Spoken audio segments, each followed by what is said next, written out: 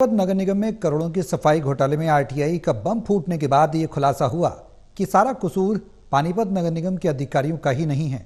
चंडीगढ़ में बैठे सर्वशक्तिमान अधिकारियों के ऑर्डर यहां के अधिकारियों को मानने पड़े। गौरतलब है कि सफाई घोटाले में सीएम फ्लाइंग और स्टेट विजिलेंस की जांच रिपोर्ट के बाद ही पानीपत नगर निगम के 12 अधिकारियों और सफाई करने वाले 2 फर्मों के खिलाफ एफआईआर दर्ज हुई थी। गौरतलब है कि समालखा पानीपत के आरटीआई एक्टिविस्ट पीपी कपूर को मिली आरटीआई जानकारी में घोटाला मामले में कुछ और खुलासे भी हुए हैं।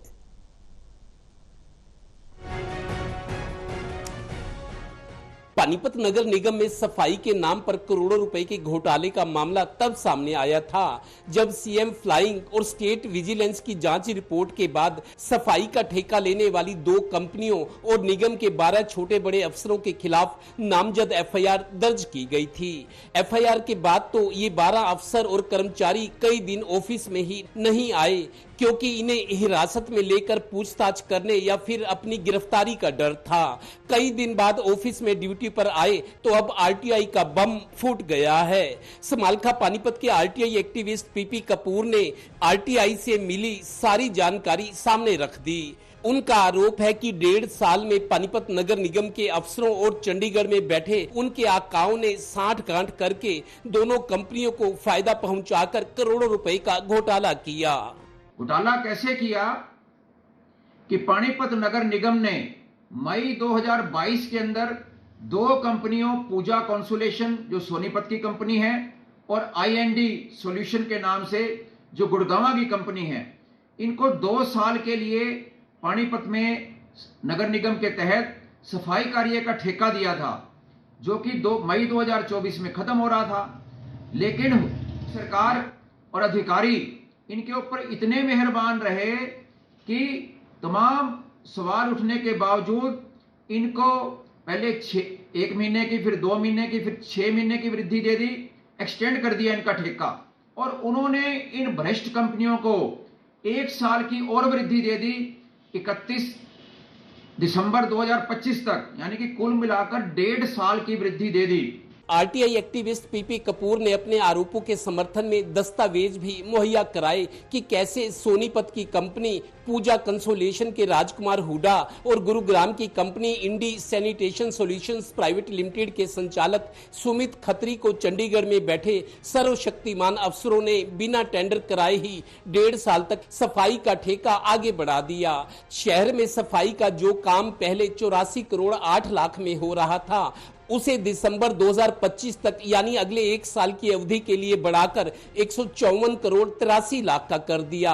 पहले सफाई का ठेका 1-2 महीना, फिर 6 महीना बढ़ाया और अब जनवरी 2025 से 31 दिसंबर 2025 तक बढ़ा दिया, यानी अधिकारों का खुलकर दुरुपयोग।